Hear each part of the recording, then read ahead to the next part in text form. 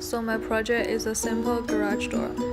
It mainly contains two parts, the IR sensor and the motor control. I put the IR sensor in front of the garage door and the motor control circuits and the motors are behind it. So when a car is in front of it and block the sensor, the door will open and will open for 5 seconds to allow the object to get through, and then it will close.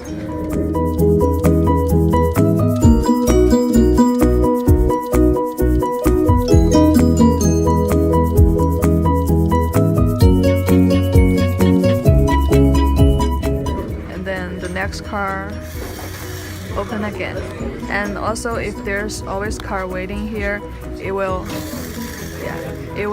open right after it closes, so it won't waste any time.